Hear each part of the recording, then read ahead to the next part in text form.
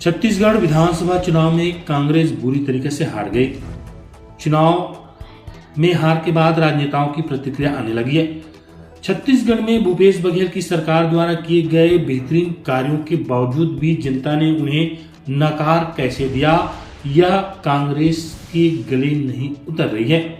कांग्रेस नेता सुशील आनंद शुक्ला ने छत्तीसगढ़ में हार के लिए ईवीएम को जिम्मेदार ठहराया है। उन्होंने चुनाव आयोग से मांग की है कि 2024 में होने वाले आगामी लोकसभा चुनाव बैलेट पेपर से होनी चाहिए।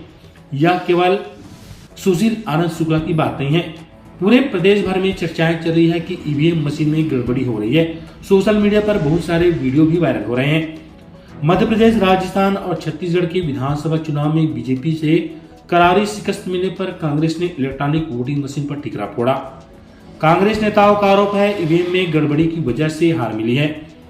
एमपी में विदिशा जिले की कुरवाई सीट से प्रत्याशी रानी अहिरवार ने कहा कि बीजेपी के लोगों को पहले से पता था कि वो 25 से 30 हजार वोट से जीतेंगे और हुआ भी वैसे ही।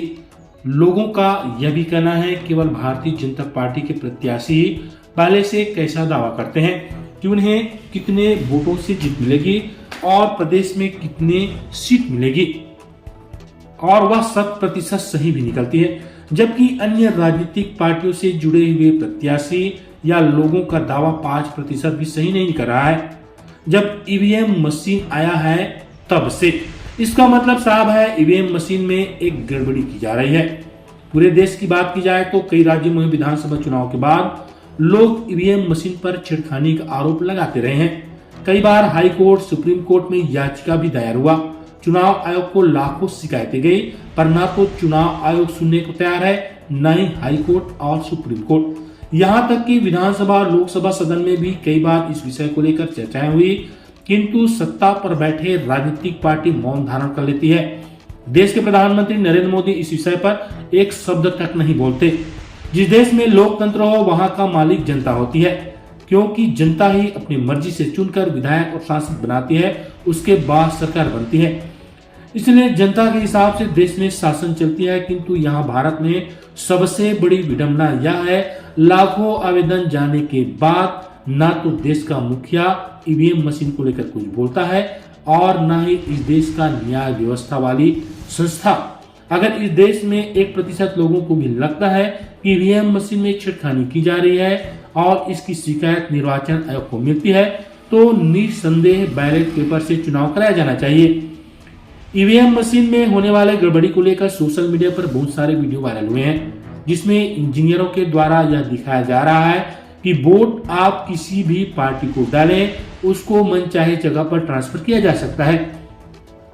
इससे पहले भी आम आदमी पार्टी ने दिल्ली विधानसभा के अंदर ईवीएम मशीन में छेड़खानी कर वीडियो हेरा फेरी करके दिखाया था। इसके बावजूद भी निर्वाचन आयोग मानने को तैयार नहीं है कि उनके मशीनों में गड़बड़ी हो भी सकती है। यहाँ पर हम दर्शकों को एक बात और बता दें, भारत से टेक्नोलॉजी में कई गुना आगे रहने वाले अमेरिका, रूस, जापान, स्विट्जरलैंड, इजराइल जैसे देशों में ईवीएम मशीन पूरी तरीके से प्रतिबंधित है, क्योंकि उन्हें पता है ईवीएम मशीन में छेड़खानी आसानी से किया जा सकता है। किंतु भारत में निर्वाचन आयोग आंख बंद करके ईवीएम मशीन पर विश्वास करती है। जब इस देश में सोशल प्लेटफॉर्म, फेसबुक, इंस्टाग्राम जैसे चीजों पर हैक किया जा सकता है, यहाँ तक कि बैंक पर भी हैक हो सकती है, तो ईवीएम मशीन कोई बहुत बड़ी मायने नहीं रखती है। छत्तीसगढ़ विधानसभा चुनाव की बात की जाए तो कुछ ऐसे भी प्रत्याशी चुनाव जीत गए जिनके चुनाव जीतने की दूर दूर तक कोई संभावना नहीं दिख रही थी।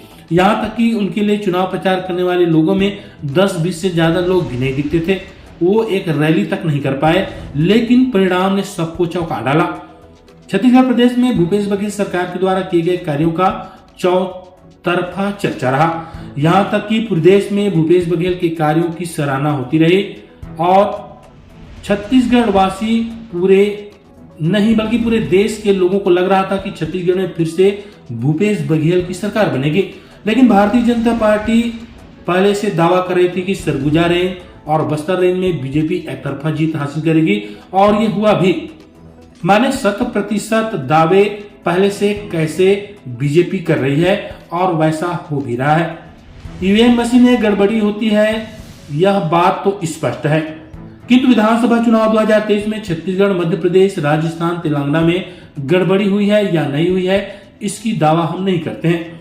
किंतु जब देश के लोगों को लग रहा है कि ईवीएम मशीन में छिड़खानी आसानी से की जा रही है, तो जिम्मेदार निर्वाचन आयोग की जिम्मेदारी बनती है कि बैलेट पेपर से चुनाव कराए, और न्यायपालिका की भी जिम्मेदारी है कि देश में लोकतंत्र की रक्षा के लिए अपने अधिकार और शक्तियों का प्रयोग करे। अन्यथा एक दिन ऐसा भी आएगा कि देश में बड़ा विद्रोह शुरू हो सकता है।